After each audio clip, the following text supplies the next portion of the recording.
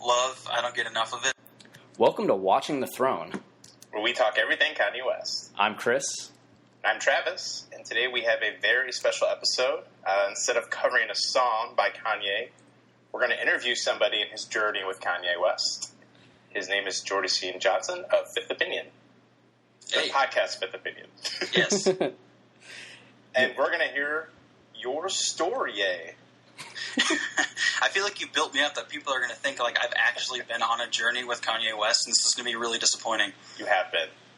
A personal one. Not literally. Oh, yeah. Well, that's all in the marketing, right? Yeah. It's they click thinking somebody took a road trip with Kanye West, and then they found out that it's just a guy who sat there listening to Kanye. I actually did have a road trip where I listened to every single Kanye West song in a row, and it was pretty fantastic. Sounds good to me. That sounds beautiful. I remember Jordan making fun of me for that, actually. I did. I regret it. You should not bring that up anymore. This was in your pagan days? Yes. Dark times. Well, before we get into your journey, we have some Jay-Z news that we want to go over. Oh, yeah. It wouldn't be a podcast if we weren't discussing, this crazy shit Jay-Z's doing. The other day, he tried out a new hand cream, and he's actually considering switching brands now. That's huge. I wonder who's going to get the endorsement. Yeah, it's pretty coveted prize to be the official hand cream spokesman for Jay-Z. Or be the... Wait, the spokesman, yeah. Whatever. That'd be good. Well, my news is it turns out that Jay-Z had ice cream for the first time ever. Wait, for the first time ever? For the first time ever, Jay-Z had never had ice cream. That's crazy. I know. He was really skeptical of the chocolate-vanilla-strawberry combination that was presented to him. But he discovered that it was incredible, that the flavors, instead of combating one another, actually dance on the palate very well. I do actually agree with that. Yeah. But the story has a tragic ending, as Jay-Z got brain freeze for the first time as well, and has since sworn off ice cream forever. Wow. Just like that. Just like that. That's fucking crazy. That's a dramatic turnaround. He's treating it like a rap beef or something. That's crazy. Yeah. It was good while it lasted. And Jordan, we're told you have some Jay-Z news. Wow, yeah. I was actually sitting next to him on a plane the other day. Holy shit. Yeah, he just slept, though. I didn't get to talk to him. Oh, so your news is he slept on a plane. He did. That's pretty cool. What, did he... So you were, first class. Oh, yeah, I mean, that's the only way to do it. He didn't, put his head on your shoulder or anything. He, kept his space. Is there any part of, juicy gossip there? I wanted to put mine on his, but, I figured that was inappropriate. It's true. I bet it would be hard and rocky like a boulder, where Kanye's shoulder is probably very soft and pillowy. Wow. Wowzers. So that does it for the Jay-Z news section. So yeah, we're going to do what we came here to do, which is interview Jordan about Kanye West. And his StorYe. StorYe. Oh, God. So let's start off with the first question, very basic. Which albums have you listened to? Oh, all of them. Of course. Okay, good.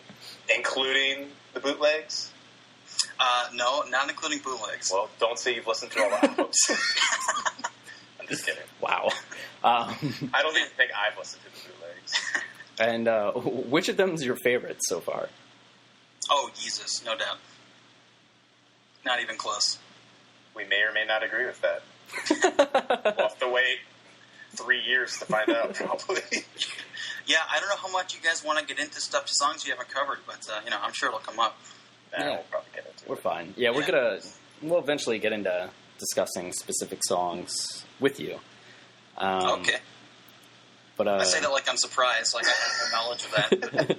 Oh, what? What? So song analysis? Do you remember the first time you heard Ye? Or the first time you hear Ye? I do, actually, which was when the trailer for Jarhead came out in 2005, and Yeezus Walks was in it. I remember that trailer. Yeah, great trailer. Wow. I might like the trailer better than the movie. Yeah, I was going to say that. I didn't even know that was a thing. Yeah, it's pretty great. And then it was just a long, long, dark road before Ye reemerged in my life.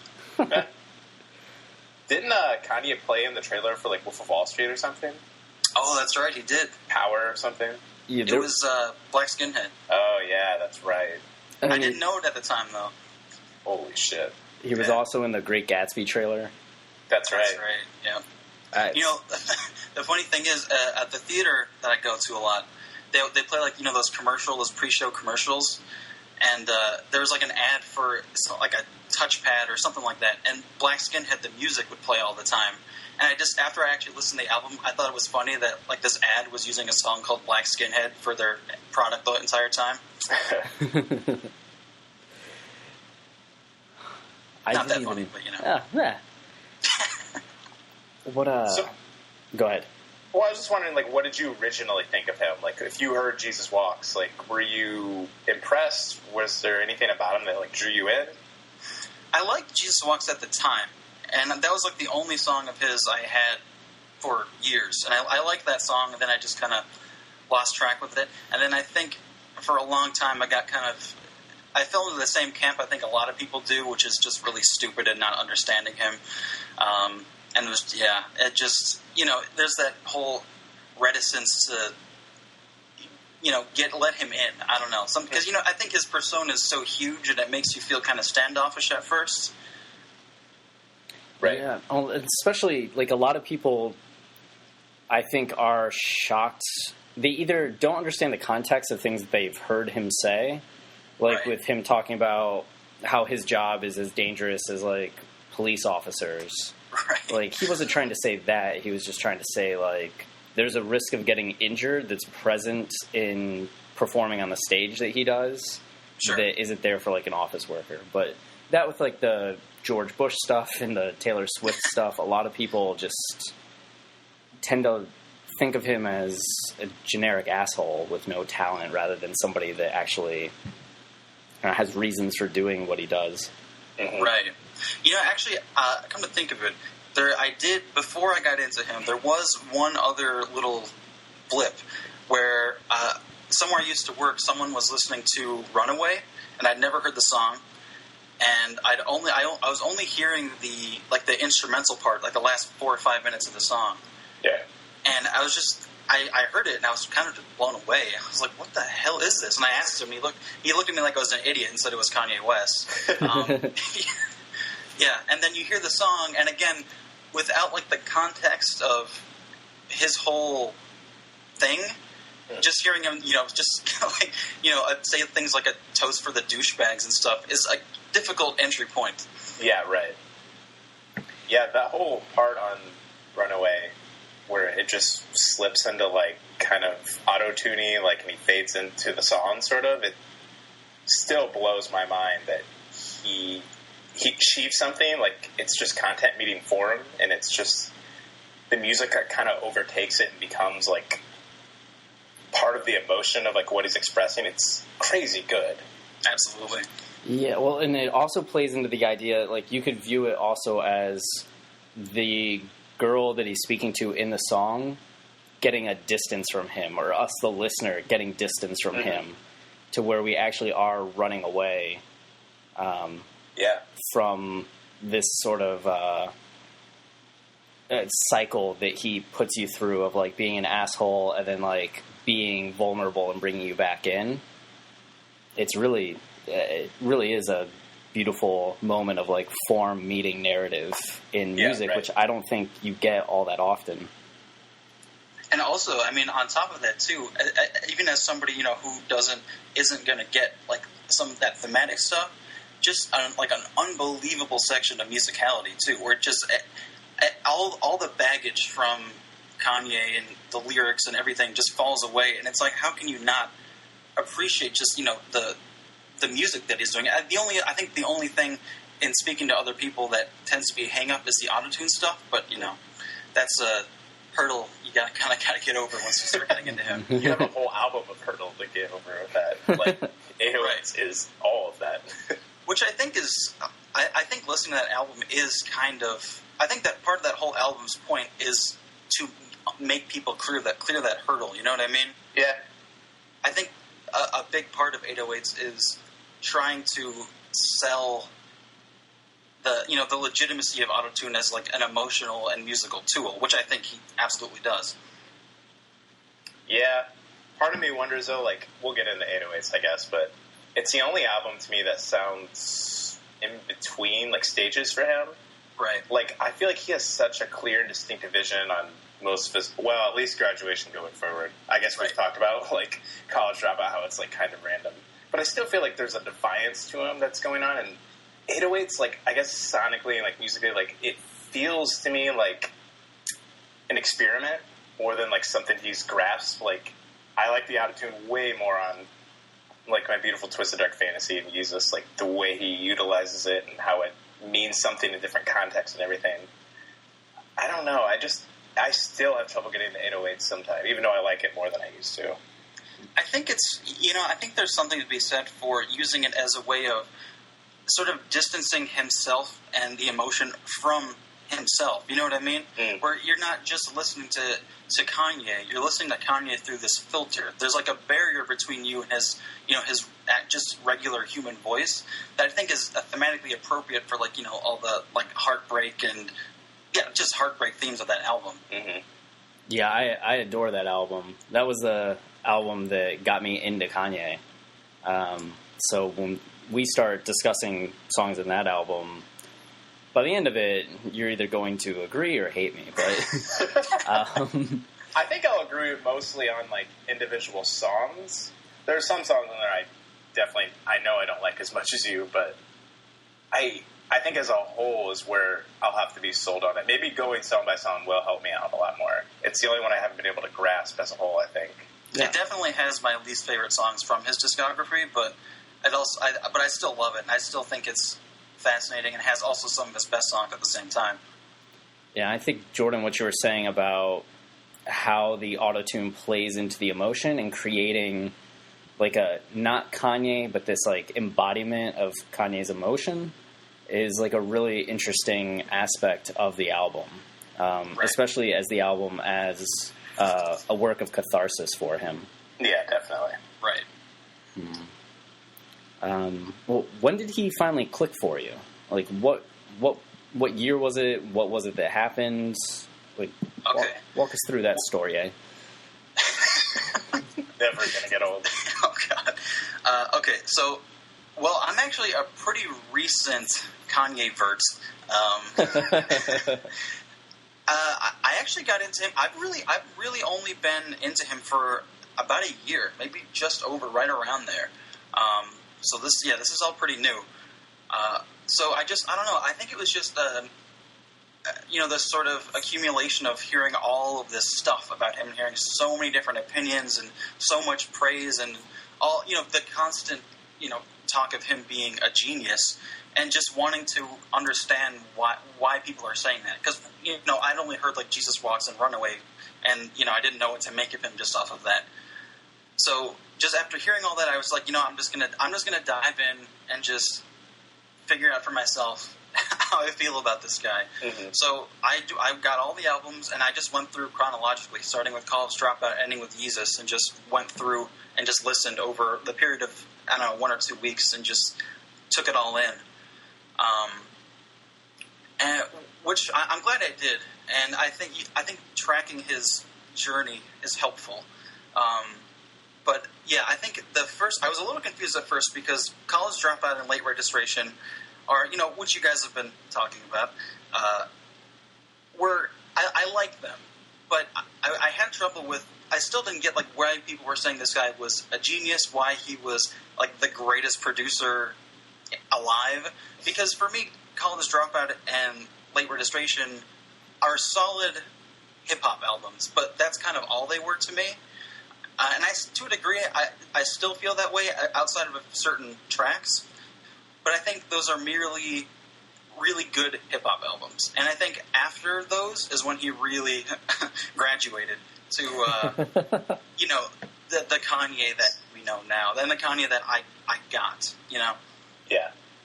I think it was, I will say there was one key song where, because I listened to all of College Dropout, liked it, and then on Late Registration, for most of it, I was still like, yeah, it kind of more the same. But then Addiction came, and that one kind of snuck up on me. I really only for musical reasons, just because I think the beat and the sample and everything is really unbelievable on that song. But then you get to Diamonds from Sierra Leone, and that was the moment for me. That was when I was like, oh, okay, I get it. That was right there. Like, seriously, the first time I listened to that song, I just started thinking about him in a different way. I started thinking about hip-hop in a different way, sampling, everything. Like, that song just kind of blew me away. That's awesome. And what about it in particular? I mean, I remember actually messaging you about it. I should have pulled that up. Like, just read it and you don't have to say it. No, well, okay. The thing for me about that song was the contrast between the sample that he chose and the lyrics that he's rapping. Using the Shirley Bassey "Diamonds Are Forever" sample, which is this song, sort of, it's like it's a lament about her relationships and men and everything, but it's also extolling the virtues of diamonds and how they'll last forever and how they'll never fade even when her men do. Mm-hmm. But then Kanye comes in with this line about where diamonds come from and how, like conflict diamonds in Sierra Leone, and how that connects to his life and what he's going through. I have the verse, if I can just read it if you want. Yeah. Okay, so this was like the verse where he says, though it's thousands of miles away, Sierra Leone connects to what we go through today. Over here it's a drug trade. We die from drugs. Over there they die from what we buy from drugs. The diamonds, the chains, the bracelets, the charms is. I thought my Jesus piece was so harmless till I seen a picture of a shorty armless. And here's the conflict. It's in a black person's soul to rock that gold. Spend your whole life trying to get that ice. Bought a polo rugby, it looks so nice. How can something so wrong make me feel so right? That fucking verse I just felt like my head exploded or something. Just the contrast between that and using the pop culture significance of that sample, connecting those two contrasts through a verse where he's talking about how what he's going through is connected to what these other people are going through in this other part of the world and the problems in that whole cycle. It's unbelievably connected and cyclical, and it's like for me it's a perfect match of form and content. Mm-hmm. Yeah, even though we've talked about like a lot of his songs not being great, I still think it's something he does pretty consistently, like even on his first album. I think he's like very conscious of the BT samples, and even more so in his own album, because I can think of stuff like I feel like the stuff he does with like Jay-Z isn't always like that. And it probably isn't really like that until Blueprint 3, but like I just feel like sometimes he's like with Jay-Z, he's on like robot mode. Like it's just repeating like soul music like over and over, and it like doesn't really connect. But you're right. Well, like, something like Sierra Leone, like it's undeniable like what he's doing. Like it's there's a theme coming out of his samples that's really impressive. Right, and that's what did it. Because I'll say, like, before Kanye, my background was, I was really into, like, underground hip-hop. I was one of those, like, stupid people that was, all against, like, pop music and pop rap, and I wasn't into any of that, and I was like, I thought I was, so much better with my, Jedi Mind Tricks and Nas and all that, whatever. And then the first two albums, I was like, yeah, it's good, but the samples and the beats and everything don't really sound that different from like what Stoop the Enemy of Mankind did with Jedi Mind Tricks with that, like chipmunk soul sound and everything. And then I thought, again, from like the stupid person background, where like I was so caught up in this idea of hip hop as like this binary thing where it's like beat and rapping, and how good is the rap, how good is the beat, and like just as like these two separate things where it's like the beat just had to sound good, and it didn't really matter if it was connected to what was being said through the song, and all I really cared about in the raps was just like technical flow and stuff, which looking back is so empty. And I mean, I can still listen to and appreciate a really amazing flow, and I can still listen to and appreciate really good beats musically. I love that stuff, but when I got to Sierra Leone, I was like, oh shit, this can be so much more than how I was thinking of it. Yeah. This can be, you know, you can express things through music just like you could through a movie or, you know, any other form of art. It's these ideas and themes. I don't know. I feel so stupid for not getting it for so long, you know, but it really, it kind of changed, and not to sound like dramatic, but it kind of changed my life. I mean, just, it's something that I love as much as music, to just all of a sudden see it so, with such, like, new eyes, and everything just starts to sound and feel different after you have that, you know? Yeah, he kind of ruined, like, music for me, like, period, for a while. Exactly. Other people aren't doing this, God damn it. Right. Yeah, I've been, like, crippled musically for a long time because I just don't find anything that's sort of on the level of depth that Kanye has. Like, I'll go back and listen to, like, Black Star's album and, like, Kendrick stuff and be like, okay, this is getting at the, like, the fullness that I want from music, but it's hard to, like, listen to rock music that's not doing that, to, like, other hip-hop music that's not doing that, to just standard pop. Like, I've found myself, like, going back to a lot of classical music just to, like, get that sort of depth of what's going on. Mm-hmm. And I will say, like, right now I'm in a phase where I think Kanye was sort of like this gateway drug where I started getting into, he kind of, because he changed the way I look at stuff, now I've been going in and listening to a lot of other pop music and, you know, stuff just I wrote off before. And I'm going through a phase right now, especially where I'm listening to a lot of pop, like Lady Gaga, Beyonce, Kesha, all that stuff, most of which is I love, but there's so much stuff in pop where they deliver very overt social messages, which is fine, and I'm glad they're doing it. But when I'm listening to it, it's so much less interesting than the way someone like Kanye does it, where it's not always so overt, and it's much more tied into him and his personality and what he goes through, and he creates parallels between himself and these larger themes that he wants to explore, which to me is so much more mature and complex than just talking about, you know, equality and feminism and stuff, which is all great, and I agree with all that stuff, but it's just there's a level of didacticism when you're dealing with it overtly that I don't get from Kanye. I feel like you're referring to, like, Beyonce, because that's how I've always felt about her in, like, her best albums. I'm kind of like, man, like, I full disclosure, I just listened to her self-titled album for the first time today, and that's fresh on my mind right now, and it was a very frustrating experience for me. Yeah, I like some of the stuff in that album. Like, I think her takes on, like she presents love, I think, in a way, like, in a mature way, and it's kind of refreshing. But at the same time, like, the feminist stuff, like, it's so blunt and on the nose and self-aggrandizing and everything. Like, I almost, like, can't. It doesn't make me cringe, but at the same, I guess I'm, like, kind of bored by it. Like, I couldn't bear it.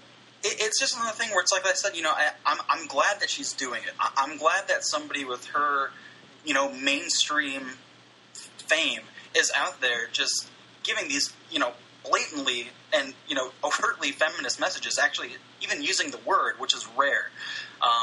And that's great and that's awesome. But when you're coming from a spot like, you know, like I am, where I already, like, understand this stuff and I agree with her already, listening to those messages starts to feel just really unengaging and very, just boring. I feel like I've got this. Like, what's the next step? You know what I mean? Yeah, I think that gets into the thing of wanting different markets isn't the right word, but various voices. Like, Beyonce probably needs to be the voice that's being overt because she has the popularity and can hammer the message home.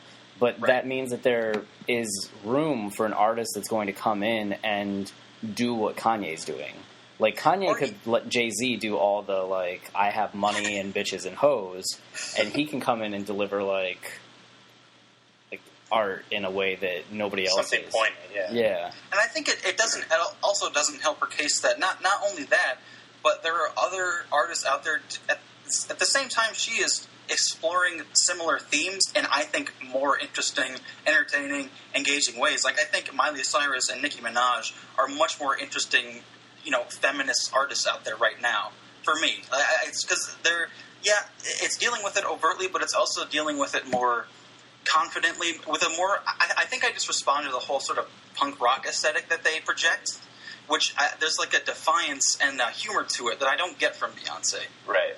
Yeah. I mean, I totally agree with that. You're making a great point about like pop music in general and how it's able to kind of capture that energy that Kanye has. I actually feel that way about Kesha. Like, I would compare like a Kesha album to a Beyonce album. Ask you to like really listen to the music going on and like how it really feeds in. Because I think Kesha, like, I'm with you. I'm on a pop kick and I'm listening to like Animal and stuff. And I think like there's personality to the music that lends to like a greater story kind of going on throughout the album. Like there's defiance, there's like this general attitude towards like these like gender politics, and like there's a fierceness to it that I don't think like needs to be stated like actively at every song like Beyonce kind of does. I think and maybe this is subjective, but for me, when I listen to Kesha or Nicki Minaj, there's such a personality that comes through. Or same thing with Miley Cyrus, where I feel like Beyonce, I don't really get so much of that personality. With Beyonce, I get more just the overt themes and these, ideas about love and about sex and about feminism and all that stuff. But I don't get the personal narrative. I don't get the personal struggle, which I think is a much more persuasive case for feminism, because you're listening to a powerful woman exert her personality when you're listening to Kesha or Nicki Minaj or Miley Cyrus. And I think with Beyonce, that feels very manufactured to me. It feels like she's trying so hard to tell you that about herself and what she believes in, that it just doesn't come through naturally. You wind up hearing the point and not the artist. You know what I mean? And where with someone like Kesha, she just has so much natural charisma and personality that is what comes through, and then that's the strength that registers. She doesn't need to tell you she's strong all the time, because you can hear it when she sings. Yeah, exactly. I feel like it's almost a difference between like Beyonce's sort of set up like a superhero like Superman, where it's this sort of ideal that really isn't achievable by anyone, but that doesn't mean like what she's singing about is an ideal that, or like this persona that people can look to be at like the top upper tier, where the other artists are more of a Peter Parker, Spider-Man kind of real person, real struggles, like flawed and has weaknesses kind of. Right.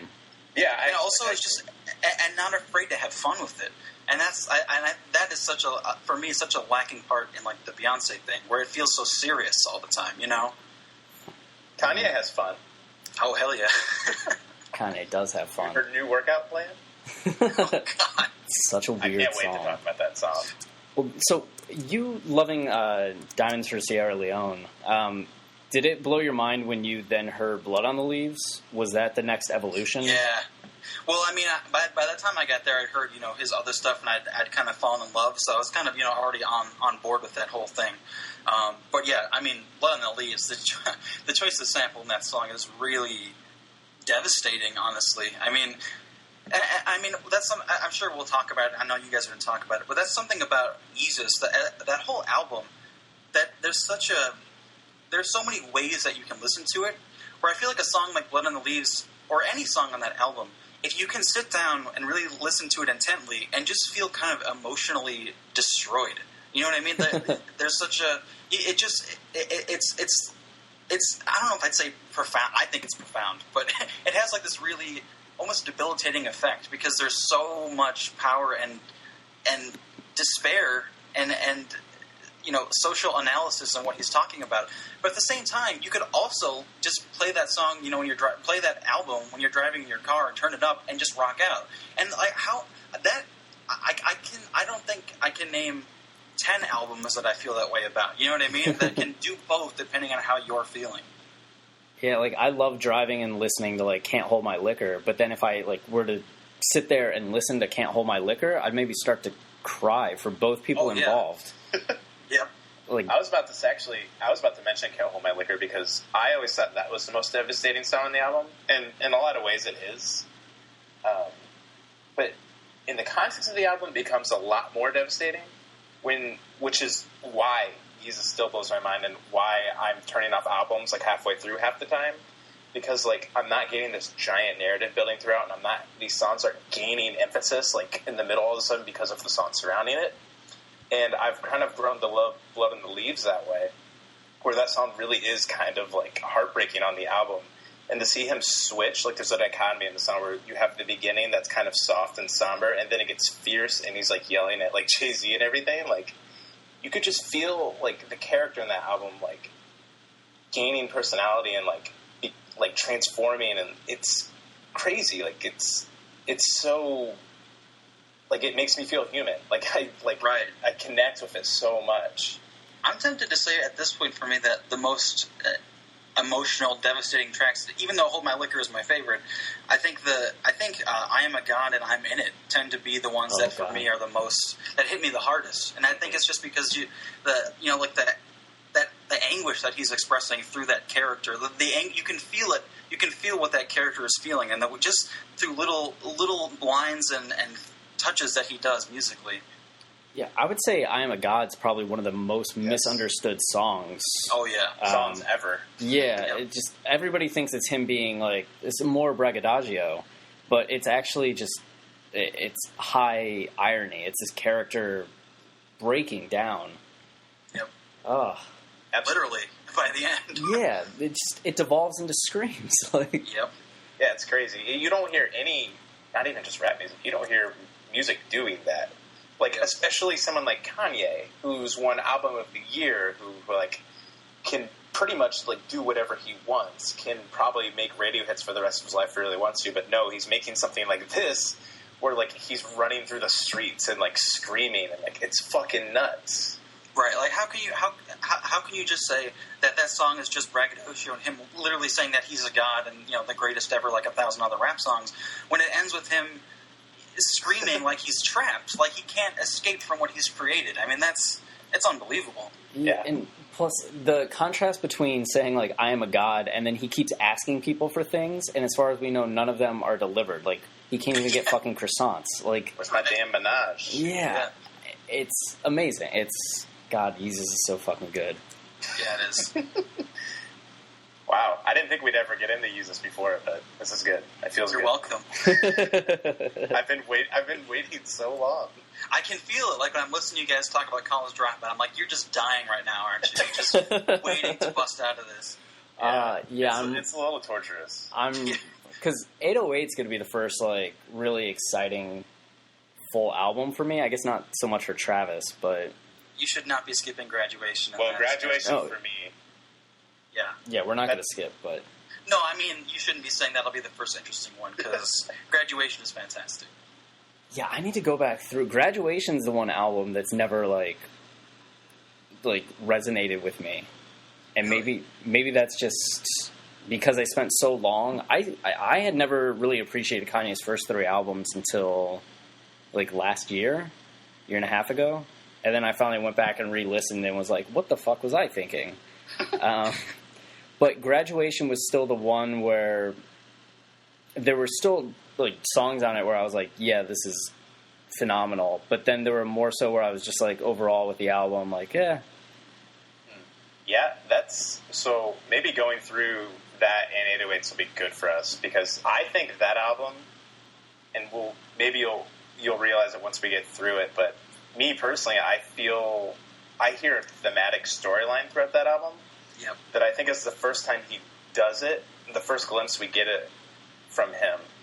And it kind of starts with this, like, good morning, like, graduation sort of thing, and kind of ends with, it's this journey about him, like, going away from home and getting sucked up in, like, the stardom, and then realizing how, like, debilitating it can be, and then trying to go back home, and sort of being denied, and then going back to Jay-Z, where it's just where it all started, and, like, kind of the fallout of them. Like, it all adds up to me somehow in this very, like, not a linear storyline, but a thematic one that tells a story about a character. It's probably the most personal one I think he's made.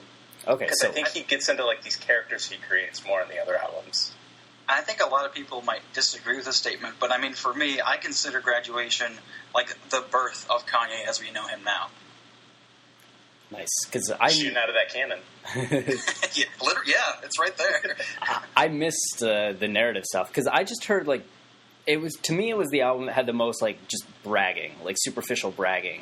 But I didn't pick up on that context of the bragging's part of the narrative. The same way in Yeezus, there's like a couple sections where like the bragging's part of the narrative. I realized it actually when I heard "Drunk and Hot Girls," which forever I was like, "That's the worst Kanye song. Like that's terrible." I'm still kind of there, but not the worst. But. Right. It's this weird case where like I may not love the song, but I kind of love it on the album. And if you listen to it like with the right set of ears, like maybe it's just how I listen to it now. It sounds a little ironic. It sounds like he's not really bragging about Drunk and Hot Girls. It kind of sounds like it should be amazing, like Drunk and Hot Girl, like this is great. But the way he's seen it is almost like it's like sad and tragic. And somebody who thought it would be amazing, but is like kind of bored with it. Right. Yeah. And that's what I get from it, like thematic, like the storyline thematically. Like I feel like it's moving through a character somehow. Okay, so he's recognizing like the hollowness of it. I think so. I guess we'll find out when we listen to it and talk about it. Yeah. There's one line at the beginning on the first song on that album, Good Morning, I think that's what it's called, that set up, that was the first seed for me, that set up, I think, what is maybe to me the most fascinating theme in all of Kanye's art, which is this idea of what, like, wealth and fame and braggadocio, all that stuff, means to, like, you know, the black experience in America and hip-hop. And also feel, and then as he gets to Yeezus, starting to feel, now that he's attained it, now is starting to feel dissatisfied even by that. Which is at the beginning when he says, I'm like the fly Malcolm X by any means necessary. Which the way he is tying in fashion to civil rights right there, that was like another moment for me where I was like, holy shit. Yeah. Where, you know what I mean? Just stuff started to make sense to me. And it also probably helped that a little bit before this, I was reading The Resistance by Armand White, which is an amazing book. But he talks a lot about like 80s and 90s hip hop in that book. And that's one of the themes that book really clarified for me, is this idea of, you know, because even though I liked rap a lot, I never really understood the social context of all that bravado, you know, which is something people always bag on rap and rappers for, so they're so, you know, egotistical and whatever. But it's like there's a reason for that, you know what I mean? There's a reason when your whole people is oppressed by a society, you are expressing yourself and finding your self-worth in things that you can control. So when you think that you're an amazing rapper, when you have, you know, tons of money, when you have, you know, all this swag and bling, whatever, that's a way of saying, you know, despite whatever you think of me, I'm here, I'm succeeding, I'm successful, you cannot hold me down, you know what I mean? Yeah. And that was a huge insight for me. And once I got that, you know, everything started to make sense. And then for Kanye to, you know, actually tie that into civil rights in such a concrete way like that, and then, you know, I'm sure we'll get to it with Yeezus and everything later, but yeah, just that the way he says, yeah, I got that, but now even that's not enough. That's amazing, and I think that's a level of self-analysis and introspection that I don't get from a lot of other hip hop, or I don't think really any hip hop.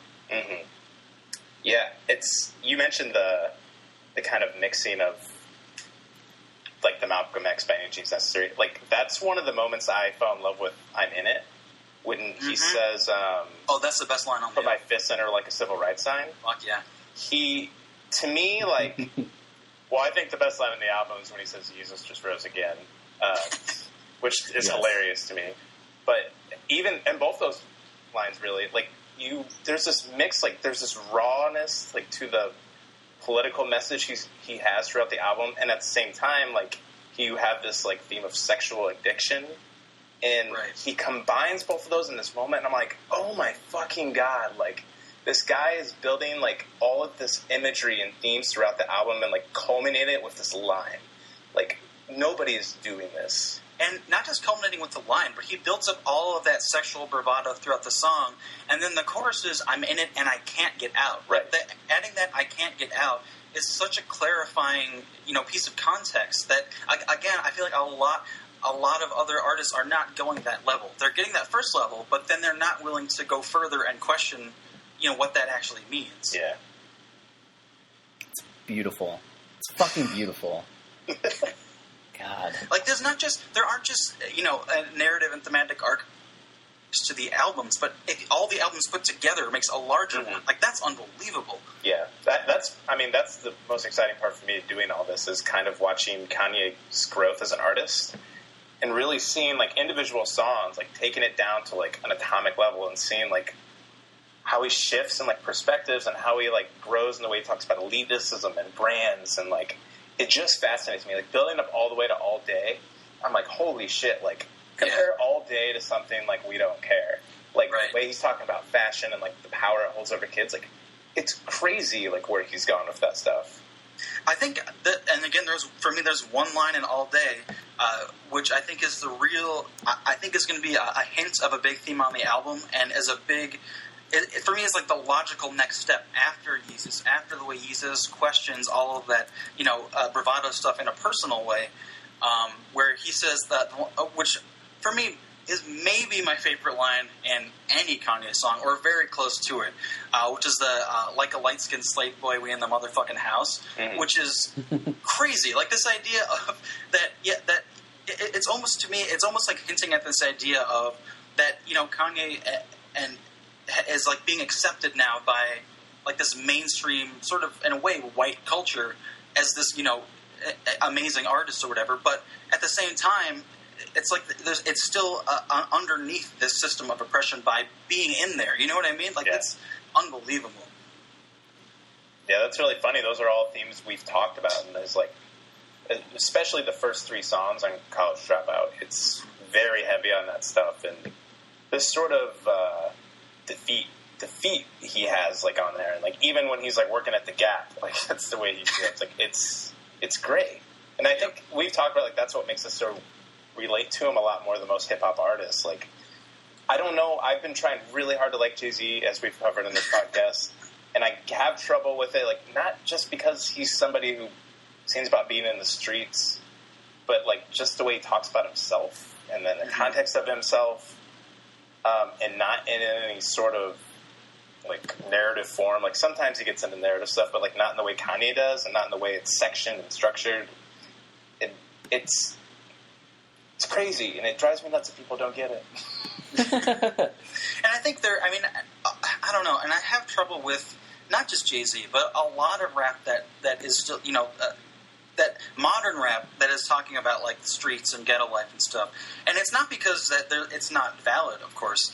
It's just that I think that there's so much, like, the stuff in the 90s already covered so much of that stuff in so much clarity and depth that now I kind of feel like, again, it kind of brings me back to, like, the Beyonce thing of feminism. It's like, well, what's the next step now? You know what I mean? Like, at what point are we just, going over the same ground that someone like Nas covered on Illmatic? I mean, for, like, when I was a kid, like, first getting into hip hop, Life's a Bitch was, like, one of the most, like, amazing moments of my life because I came from, like, middle of nowhere, small town in the Midwest. I was so far from this life. You know what I mean? I had no understanding of what that kind of life was like, and then to listen to Nas talk about life in the ghetto and Life's a Bitch, and not just what you're used to hearing about life, like the crime and the guns and the drugs and whatever, but to give, like, a reason why, just by saying, basically this idea that you feel like everyone around you is dying and you're going to die tomorrow anyway, so what does it matter what we do? This idea of this expressing why life feels cheap, and why this sort of nihilism happens, in this, like, personal, sociological way. That, for me, again, as a kid, I was like, that was, like, the first real moment of insight I got from really almost any piece of music. That was one of the big ones for me. That was a totally off-topic tangent, but we want to know your StorYe. It's okay. Yeah.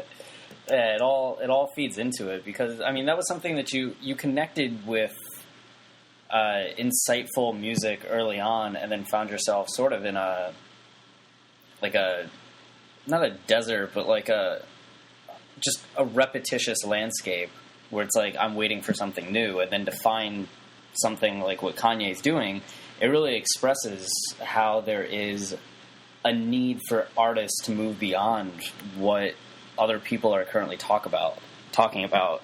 Right. It'd be like, Right. you know, every painter does a still life at some point. And because it's such a common theme, you get to see that the style shift. Like Escher's still life is different than Picasso's still life. But that doesn't mean that painters should continually paint still lifes, right? Like, you need Escher and Picasso to move beyond that and to paint the things that are like most important to them. Mm-hmm. Right. And maybe Jay-Z is like the epitome of that, like braggadocio, but we need other people to do other music and talk about other things, where I feel like a lot of hip-hop artists just think like that's what they need to say, like how they have guns, how they have money, how they have jewels, when no, like if Drake's going to be like a little emotional guy, you need Drake to be the little emotional guy. Like, But and this is why, you know, I think it's so important for artists and critics too to be, you know, art literate, because if you don't know, you know, what's preceded you, how are you going to know where to go? Like how are you going to know what you're saying is anything new or insightful if you don't know what's been said before? You know what I mean? And that's why I think that's another subject, but you know, I think that's an important thing to have when you're making and understanding art.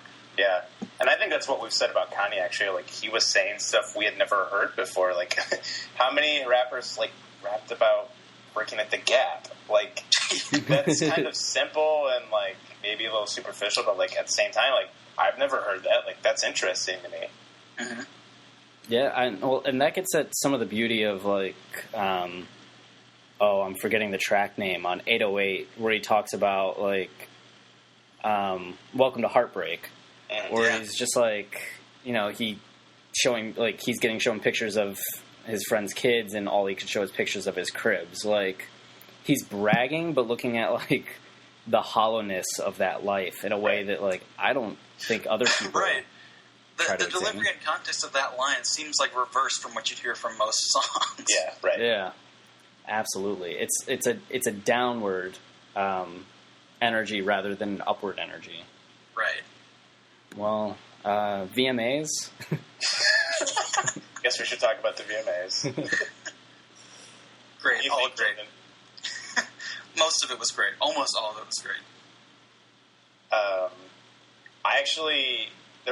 I wasn't into a lot of the performances, actually. It was about 50-50 for me, I think. Oh, okay. I was going to say, the ones I liked were not the ones I was expecting to like. Yeah.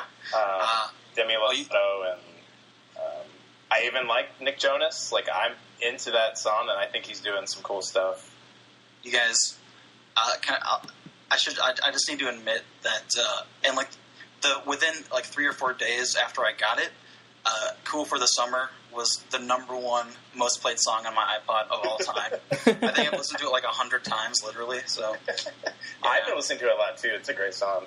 I just there are times when I'll just sit at my desk, do whatever, and I'll just have it literally on repeat for like 2 hours at a time. It's amazing. I love the little guitar riff in it. I haven't heard this song. It's all. Oh my god, you're missing out, man. Yeah, I feel like I'm on the lame end of things. The Nicki Minaj performance is pretty great too. I thought it was good, but I wasn't into Taylor coming out. It like made it into a different thing, like Beef or whatever, and it was just like, it felt stupid and manufactured to me. I agree, but that's probably colored by my feelings on Taylor Swift. But yeah, I'm not crazy about her. I'm okay with some stuff on 1989, but I don't think she's ever made like a good album. But I guess we should talk about Kanye at the VMAs. He was really digging The Weeknd. Oh yeah, that's right. I didn't actually watch the entire thing. I just watched performances and speeches and stuff. Oh yeah. There's been a video that's been circulating of like Kanye dancing to The Weeknd. Yep. He like just stood up and started dancing while everybody else just sitting. What I really liked was that I watched Kim's face carefully, and she never once showed like unease or displeasure. Like, she did show that she was, like, excited, but she kept, like, a neutral, like, yeah, Kanye's doing Kanye things. That made me happy. I feel like he's taken care of. Maybe we should do Kim Kardashian updates on here. I'm surprised you haven't been, honestly. Yeah, what have we been thinking? A lot of the Northwest news ends up being Kim Kardashian news, I feel like. That matching outfit one, adorable. Oh, that's our... Don't spoil our Northwest updates. Oh, sorry, guys. I haven't listened to Kanye's speech or read it. Oh, really? What? Yeah. Dude, we do a Kanye West podcast. I know. We should probably stop this right now. I know. Part of me was, like, really nervous because I just heard he gave a speech and people were like, it's weird. And I was just like, oh, no, I'm nervous. It's unbelievable. I haven't gone back and listened to it. Yeah, I think it's fantastic. I think my favorite part was that it begins with, like, 3 minutes of just silence. You're just standing there listening to cheers. Yeah. Like, it's pretty amazing. I was saying this before the podcast, but I hadn't seen the video.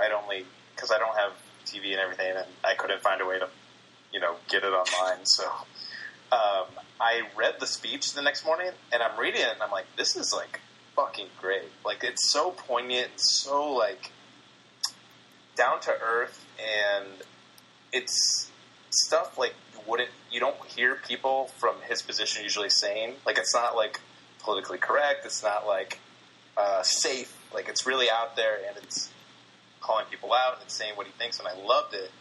And when I read it on paper, it doesn't read like a Kanye West speech.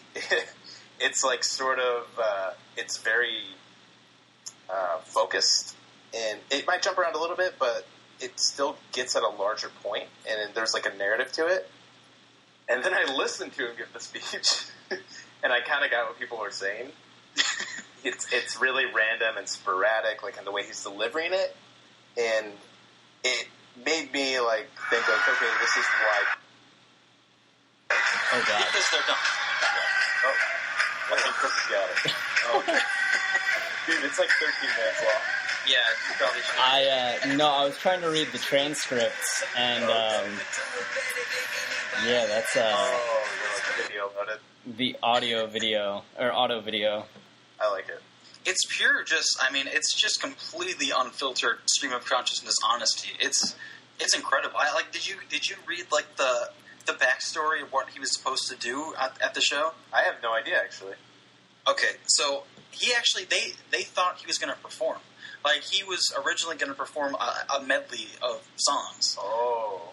And I guess seriously, like minutes before he was about to be presented, he just told them, "No, I don't want to do that anymore. I'm just going to talk." So this was completely unplanned. Like, he just walked up there and just started talking instead. That's awesome. That is great, although I want to hear that medley. Oh, I know. I was actually really disappointed because I thought he was going to perform at some point, too, and that never happened. Damn, I did, too. I even told my girlfriend that. I was like, he's going to do a medley. Like, they do it every year now. He's going to be him. But I was I mean, it was okay, though, just because I loved the whole show. I don't know how deep we want to get into that whole thing, but there's a lot going on for me at that show. Well, we could definitely get into it. You sure? I don't give a shit. Like, I mean, we can keep talking about Kanye's speech, or we can talk about Miley. Like, I don't know. What do you think about the Nicki Miley thing? Do you think it was real? From what I've heard, it was, and it seemed real. I mean, I saw like what she said about Nicki right before, which I don't. Even though, guys, I'm totally Team Miley, but I'm not really on her side. I think she kind of missed the point of that whole thing. Oh yeah, it was completely stupid. Yeah, which it pains me to say because I love her, but oh well. But I had like a big. I don't know. I've been going through a real epiphany lately with pop culture and how I fit into all of it. I don't know. There's a lot happening for me at that show. What about Miley like really speaks to you? It's something. It's not just her. It's like the whole larger pop culture at the moment and like youth culture. Because, just like the background, like my whole life growing up, I've always been like this.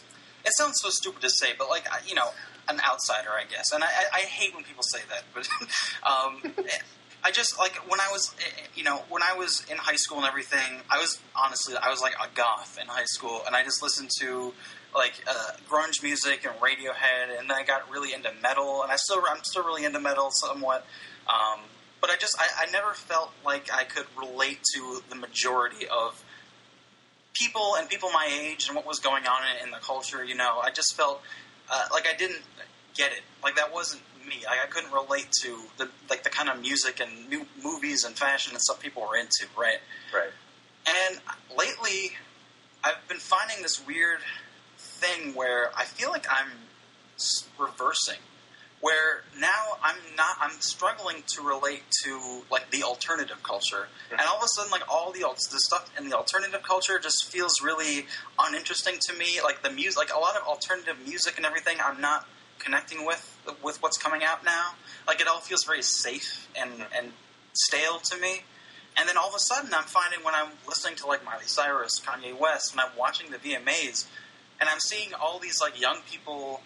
Like have talk about their beliefs and themselves and how they want the world to be and how they're using their platform to not that artists haven't used their platform to say important things forever, but just I don't know when I'm hearing just someone like Miley Cyrus talk about transgender, gay, bisexual acceptance and equality and but in a way that's also not being like politically correct about it necessarily, where she's also just being really like defiant with her sexuality and her personality, and the way all that stuff is connected, and it's connected into the art that they're making. Also, I for the first time I feel like I get this. Yeah. You know what I mean? Like I feel like this is I can relate to this. This is something I feel like I can and want to be a part of, which is really like a new weird thing for me because I've literally never felt this my entire life. Oh my God.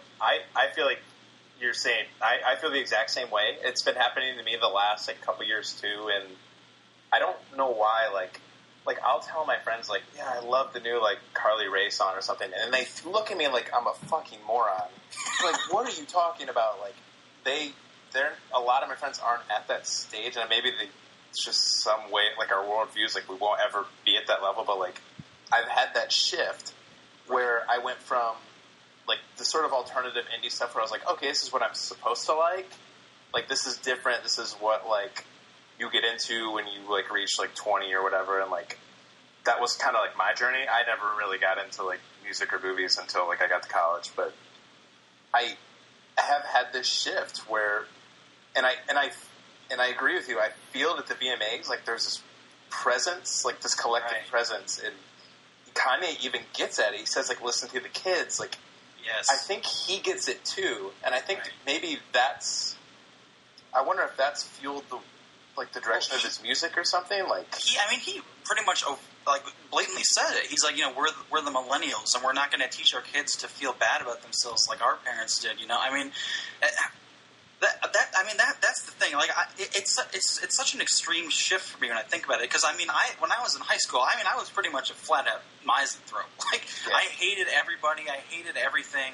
And I hated being around people. And all I wanted to do was just be by myself and with my girlfriend, and that was it. And like I would just watch like these really just like the goriest horror movies I could find and stuff. Because it felt like a release or something. You know what I mean? Yeah. Like It was just like, it was bad.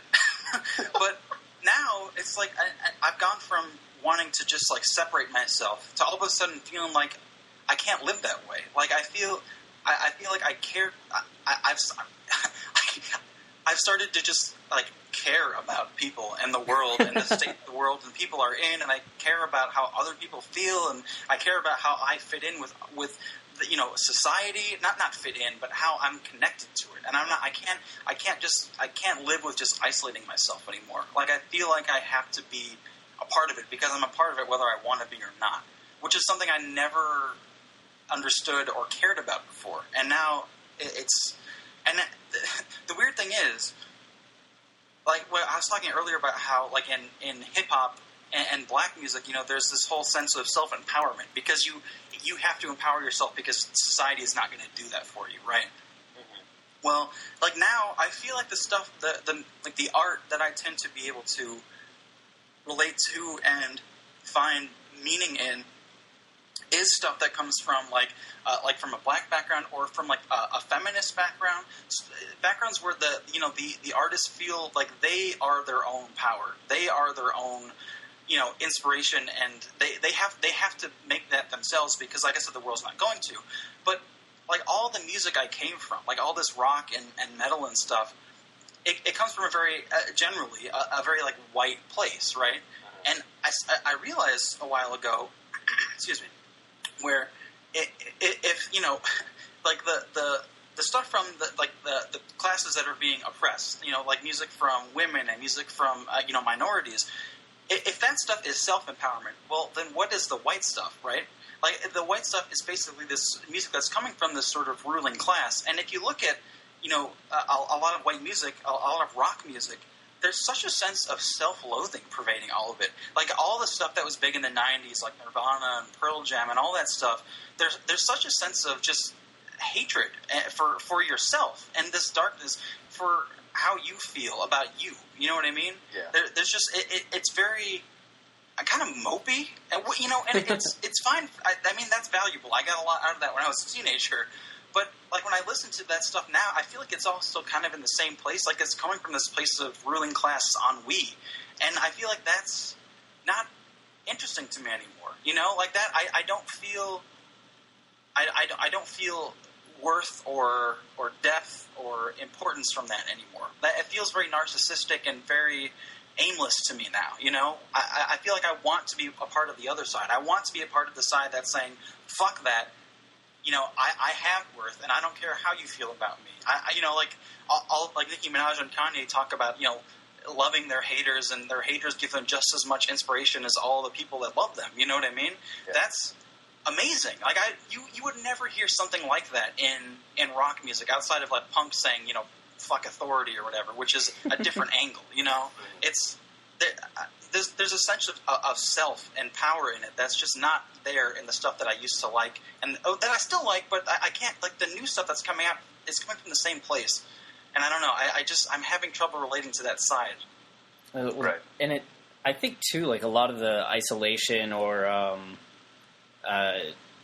hermetic behavior that you talk about, like in high school, it doesn't stem from like it still stems from like emotion, right? There's a lot of emotion and probably like a little bit of a turning in as like a way to stop feeling so much. Right. And then you're at a place now where like you're not trying to resist that. You're at a point where you're able to sort of gush. You're wanting to like open yourself to the world, which is beautiful. And I think that does get at why pop music and why these empowered artists are very helpful. We're opposed to, you know, I'm thinking back to like my 90s listening to like Puddle of Mud and how like Dear Lord, sad all those songs were, which makes me really think about like a band like Linkin Park and the range that there is in Linkin Park's music, from like very disenfranchised songs, like weak songs, to the empowered, like we're not going to take this, or like I'm not going to abide by your rules kind of music. That's very interesting to me in this moment. Yeah. Right. It's just a matter of, you know, it's just that shift of learning to care about others and learning to not be detached and cynical. I think overcoming cynicism has been like one of the most important things that's ever happened to me. Because, I mean, cynicism is just, it's horrible. Like, it's a horrible way to go through life. And at the time, you know, it felt like the only thing that made sense to me. But now, looking back, it's such like a shallow way of living. And it's such a shallow way of relating to the world and people. Just this denial of genuine emotion and caring, and a denial of society, you know, as a group, a denial that, you know, people are part of one thing. Yeah. You know, like you can't just isolate yourself and just think that that's fine. You know what I mean? There are things that are more important than just you. Yeah. And that's like that has been a really amazing thing to come to terms with. Yeah, it's a little ironic. I think it's really bold and like kind of egotistical to be that cynical and to look at someone like Kanye who's that huge and say like, that guy's full of shit. Like, he's huge. He can do whatever he wants. Like, his speech makes no sense. Like, to me, that's the irony. Like, well, he actually is, like, being, like, really, like, passionate and, like, honest. And, like, he's speaking what he means. Like, your inability to, like, grasp it and, like, put yourself in this pedestal and think like he's just full of shit. Like that to me is like the problem. Like I don't understand why. Like fuck, I listened to whole Jay-Z's entire discography trying to figure that guy out. Like I gave the guy a chance. Like I get him like inside and out now.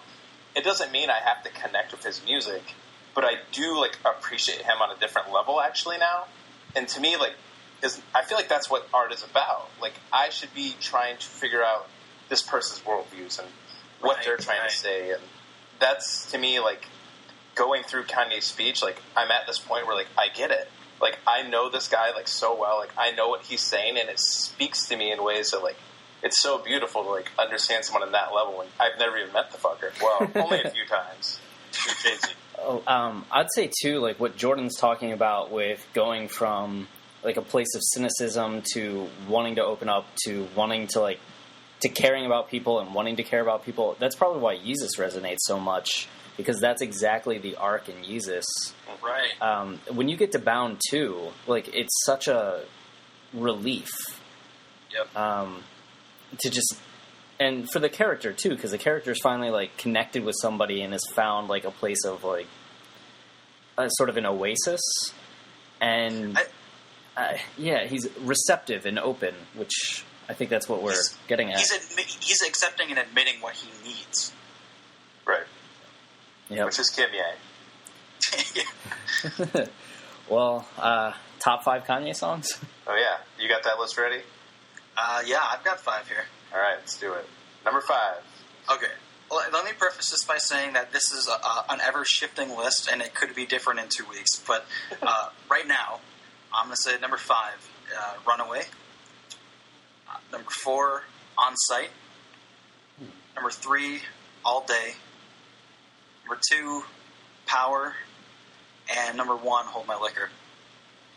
Nice. I like that. You know, On Sight is a song I don't think a lot of people appreciate either. Oh, it's incredible.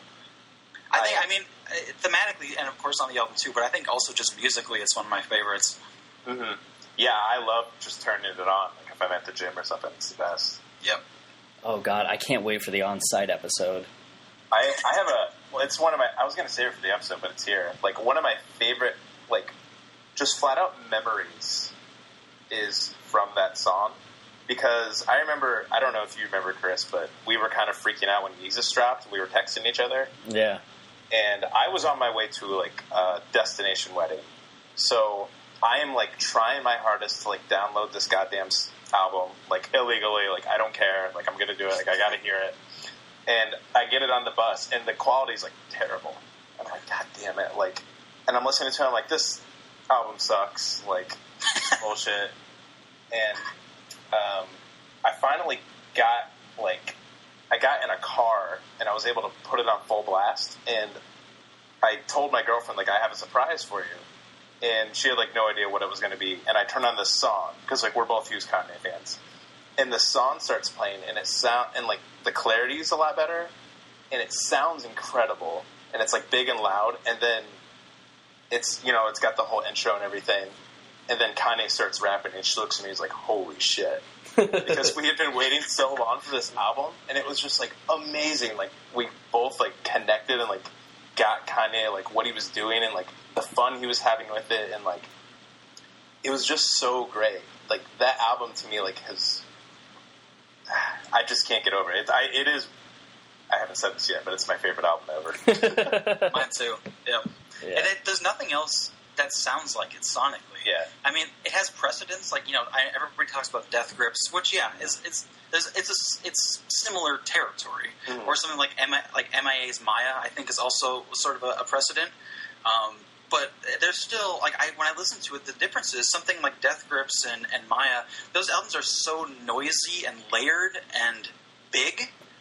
And then Yeezus is like that, a similar sound, but the opposite. It's like the most minimal, stripped down, bare thing you could possibly get. And that to me makes it feel so much, in a way, so much more abrasive and aggressive than those other albums sound. Mm-hmm. Yeah, that's the thing I really love about the production is I can't even, like, I don't have a way of putting it into words, like, but to me it sounds like the production, like, is surrounding the character we're listening to. Mm-hmm. There's all this dead space kind of behind what's going on because it is so minimalistic and everything. and it feels like a character like in a black room, basically, like telling the story, and all these sounds going on around him are like what we're like experiencing through him, like internally. Like that's the only way I can describe it, and it really like puts me with the character in a way that I just can't think of with another album. It blows me away. Have you guys read the Rick Rubin piece about the stuff that got deleted from those songs? Yeah, I think Chris, you told me about it. Yeah, I read it a while ago. Pretty crazy. I kind of want to hear those, but I can't imagine them any other way. What was the song that leaked where it had the different... Bound 2. It was Bound 2. Yeah, that, like, I liked what I was hearing from that. Bound 2, too. The only one I remember is, like, that black skinhead had, like, crowd noise from a Little League game in it originally. Of course it did. Yeah.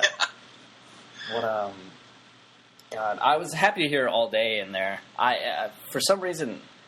I have a lot of, like, weird feelings about All Day, but I adore All Day. I just recently, I don't know why it took me so long, but in the last 2 weeks, I've realized how amazing it is and how much depth there is. And it's just, like, I can't stop listening to it now. I know. And again, it's a song that, again, sounds like nothing else I've ever heard before. Just, it changes so many times. It becomes so many different things in the span of, like, 6 minutes. It's unbelievable. God, the Broadway lines get me every time. Man, and just like narratively, the way he's rapping that song is like, I feel like that maybe that's something he did it on Yeezus, but like the way like he kind of speeds up the way he's talking and who he's talking to and the anger that's building in his voice. Like there's a narrative to the way he's rapping, and it feeds into his points and like kind of the emotion of it. And I can only imagine it's going to get even better on Swish. Like, because I think about songs on Yeezus, and I can't imagine them without being surrounded by those other songs. Like, it's become, like, a different thing to me. It's not just about the song. It's about this, like, entire experience that the album creates. It's going to be cool. I wonder if we're ever going to hear, like, the excise tracks. I can't imagine how Yeezus would be with extra tracks, or how they would even work outside of the context of that album. Yeah, it's pretty crazy. Yeah, and it's interesting, too, already looking at, on Swish, what he's given away. Like, Hiss on Your Grave was supposed to be a track on Swish as it was originally envisioned, and now he gave that away to Travis Scott for Rodeo. And, he had a song that he gave to, what's-his-face, Detroit guy. Big Sean. That was supposed to be on the album. And then he gave away the Rihanna track. So I'm really curious, because it seemed like with Yeezus, he just cut the stuff. But here he's giving away these songs that were supposed to be part of his album. That is weird. I don't know. I mean, I might regret saying this later, but right now, I feel pretty confident that Swish is probably going to be his best album. I mean, even just based on All Day, that right there is like, I mean, I just feel like he's been getting better and better as he goes anyway. So I don't know. I have very little reason to doubt him right now. Yeah, I wouldn't be surprised if he just continued to top himself forever. Right. Yeah. Do you want to discuss least favorite album or least favorite song, or get into what's your top most, wait, Kanye, what moment? Well, my least favorite is College Dropout. Least favorite song is probably See You in My Nightmares, but only because of that Lil Wayne verse. Yeah. I can't do it. I just can't get through it. I feel like we've briefly discussed Lil Wayne. Every time we've said Lil Wayne's name, it's been with, like, that air. Been like, yeah, he's there sometimes. I don't get it. I don't get him. Like, that voice is just, oh my god. I don't even have a problem with his voice. It's just really? Shit he's saying. You probably should have a problem with his voice. Well, fine. No. Would you love that song, Chris? No, I'm okay with it. I like it, whatever. I need to listen to it again. I do only think of Lil Wayne's part in that song. Sans Lil Wayne, my favorite part, my least favorite song is probably Heartless, which I have a real problem getting. I have problems with that song. Interesting. Maybe you should come back for the Heartless discussion. We should do that. Yeah. All right, I'll save it for then. Okay. And then Kanye, what? Oh, jeez. I don't know. I hadn't really thought about a wait, Kanye, what moment. Yeah, we popped it on you. Yeah. And prepare you.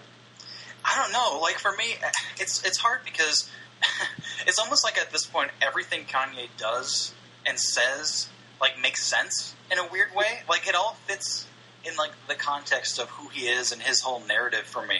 I don't know. Like, even stuff like his, like the Taylor Swift interruption and everything, like, it all like, adds up to me. I don't know. I have a hard time, like, not getting something from him other than... I don't know. I can't even like think of like a good throwaway line or anything right now. Yeah, sometimes it is a struggle actually to come up with them when we're listening to the songs. I'm like, oh, this all sounds amazing. Like, like I don't know what to do. I'll say this one, I guess, just because it's like the one line in a song that I don't know. I can see the argument for it making sense, but it always kind of throws me for a loop when he says it, which is in Bound 2. When he says, ask me what I wish for on my wish list, you ever ask your bitch for other bitches? Which seems like such a strange line in the context of like what that song is about. I don't know. I guess, I know you guys are going to talk about it later, but like it's hard. It's the last one we'll talk about. That's true, yeah. Like 2 years from now. No, it is strange in that context. Right. But I think it probably makes sense given, like, he's still flawed in a way. So it's like there's still hurdles to get over. Yeah, you know what? I wonder if it feeds into, because I really want to talk about Bound 2 because for a long time I had the idea that the song was a little bit ironic and that it's almost kind of a subversion of like everything we're hearing in the album. Like you get something like it's all building up to Send It Up. And Send It Up as this, like, sort of him, Yeezus rose again. He's, like, back to God status. He believes in himself that way. And then it, like, switches to Bound 2. And to me, there's this sort of, I don't want to say a joke, but the way he's saying everything sounds like it's supposed to be ironic. And the way he says bound is almost like, I'm bound. Like, fuck, I met this girl at this party and Send It Up, and now I'm, like, stuck with her because I knocked her up. So... part of it is loving, like I get that, and like how it could be part of that narrative, but part of me thinks like, is it sort of a reverse on what he's doing and like kind of getting back at the, how stardom isn't all it's cracked up to be, like kind of the darker side of it and everything. The funny thing is, the way that song plays out, because on the surface it feels like it is just like the journey from On Sight to Bound 2, where he's in love and admitting he needs something more than just what he had. But at the same time, when it has lines like that one I mentioned, and like what you're saying, Travis, where he's sort of, it's almost like he can't quite get there, or the song doesn't quite mean what it sounds like. It's like the way that makes me feel almost reminds me of the line, like almost like that part in On Sight is foreshadowing, where he says, "It'll give us what we need, it may not be what we want." You know what I mean? It feels like it's operating along a similar wavelength, where it's like you think it's going to give you this thing that you're waiting for, or this thing that you feel like is what he's trying to say, but then he's throwing it off with other things that he says in that song, where it doesn't quite give you that cathartic satisfaction. Which is, I don't know, that frustration is kind of interesting. Mm-hmm. Yeah. Yeah, because that's getting into, because he says like, I'll turn the plane around. Like there are a few lines in there. I love that so much. There's a few lines that show disconnect. And Travis, you've had your theory about the Jerome's in the house line. Yeah, right. So there's definitely like it has depth to it. It's not an easy reading, which I think is what makes the album so interesting, because you can't just listen to it and be like, oh yeah, it's that straightforward. It's like reading. And go ahead. It's like reading Frost's Two Paths Diversion in Yellow Wood. Like people just think it means like the path I took, the path less taken. It's made all the difference, when Frost actually meant that to be ironic. Like it doesn't fucking matter what path you take. Like you just take a path. Right. It's like every song on that album, like almost seems to be the opposite of what it sounds like it means. You know, I mean, Right. like on site, like this super hard song about, you know, it sounds on the surface almost like a sort of straightforward rap bravado song, but then like ending it with the laugh like he does just changes the whole meaning of that song. And like every song seems to have at least one little moment like that where it just, you think it means one thing, but he's really expressing the opposite. And if you think about it that way, if his art to the end, like you were saying, is like we were talking about, if that final song is following the same pattern where it means like the opposite of what you think, then what the fuck does that? Man, it's like blowing my head open. Well, the drums on the house line, maybe we should save it for the podcast, but again, there's something deeper to that line because it's getting at the show Martin and the character of Jerome, and it like we said, like there's just always something deeper, and there's like there are these like ideas building throughout where like that line starts to make difference. You see it in a different light when you consider like all the influences on the album and the pop culture like throughout it and how it's like influencing this character. Like it just becomes a different line the way you're reading it and how you read into it. It's fucking. Yeezus is so exhausting to talk about. Like I can't believe we even got into it in the best way. Yeah, right. Yeah. Well, Northwest news. Well, Jordan already spoiled it. But, sorry, guys. I really fucked up. I'm so sorry. We got this Northwest update from the same place we always get it from. I don't even remember the name of it anymore. Hollywood Life or something. But the headline is Northwest copies Daddy Kanye West's exact look with gray shirt and gold chain. Pictures to boot. You can find that on HollywoodLife.com. Well worth seeking out. It's actually pretty amazing. Yeah. It is. I like the idea that Northwest will grow up to not feel that she's pressured into gender-specific fashion like Jaden Smith. And I love what Jaden's doing. Wait, have you listened to any of his recent raps? I don't think I've listened to his rapping. I'm more into like his persona and like the crazy shit he's doing. I can't tell you how excited I am for Jaden to drop like an album. I need to listen to this. I wouldn't even know how to process that. Yeah, he's done some like raps this last year where he's just like released tracks where I've been like, I'm legitimately into this. Like, I guess Gambino's a rapper that we didn't talk about at all that tends to have like themes and depth going on into a lot of his songs, and like Jaden reminded me of like somebody that's in that vein.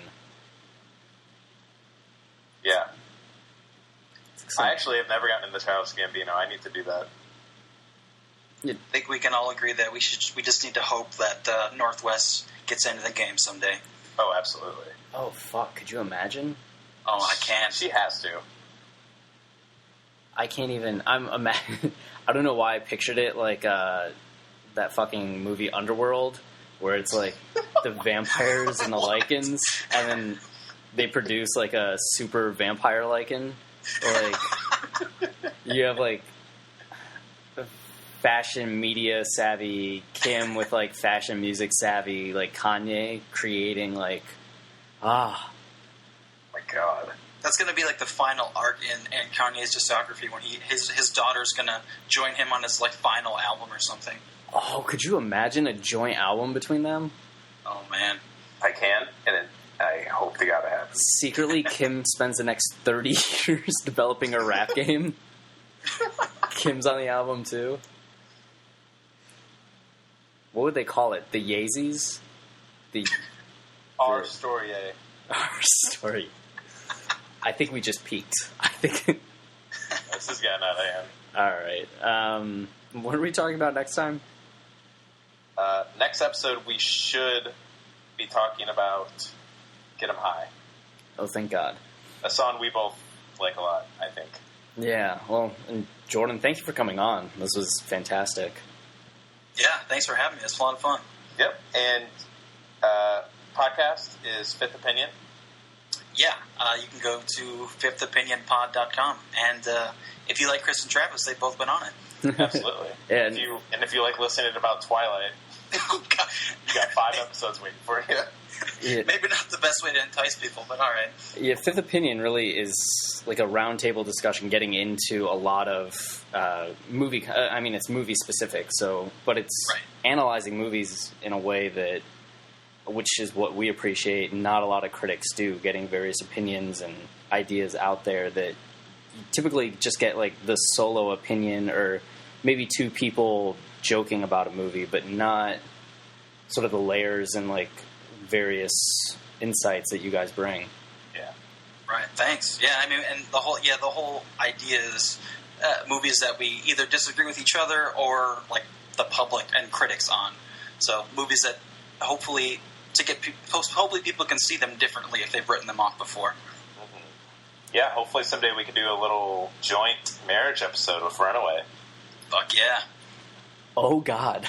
Yeah, a much maligned movie with a lot of people, actually, so it fits in and everything. And we've talked about doing it on Fifth Opinion on our own before, so yeah, that'd be great. Yes. I know nobody can see my eyes and my expression right now, but it's very intense.